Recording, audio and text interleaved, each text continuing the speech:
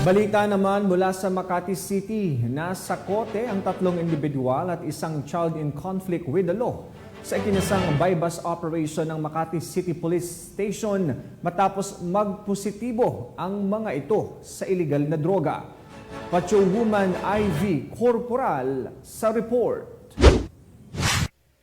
Dahil sa puspusang pagsasagawa ng anti-illegal drug operation ng mga operatiba ng Station Drug Enforcement Unit ng Makati City Police Station, naaresto nila ang 4 na individual at nakumpiska ang iba't ibang klase ng illegal na droga.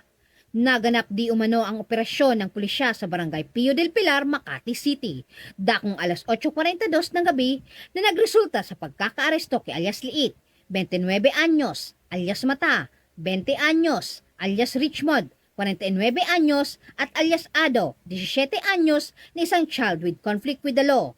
Nasamsam sa mga sospek ang 14 na piraso na maliit na heat-sealed transparent plastic sachet na naglalaman ng hinihinalang shabu, isang heat-sealed transparent plastic sachet na naglalaman ng toyong marijuana, isang self-sealing transparent plastic sachet na naglalaman ng pinaghihinalaang magic mushroom, isang self-sealing plastic na naglalaman ng 4 na kapsula na pinaghihinalaang ecstasy na nagkakahalaga ng 141,000 pesos. Bukod sa droga, na-recover din ang 2 cellphone, isang itim na sling bag at ang bypass money na nagkakahalaga ng 500 pesos. Dagdag pa, ang mga sospek ay kasalukuyang nakakulong sa istasyon at mahaharap sa mga kaso sa ilalim ng Republic Act 9165 o Comprehensive Dangerous Drug Act of 2002. Samantala, ang mga nasabat na ebidensya na droga ay ibabalik sa Southern Police District Forensic Unit para sa chemical analysis.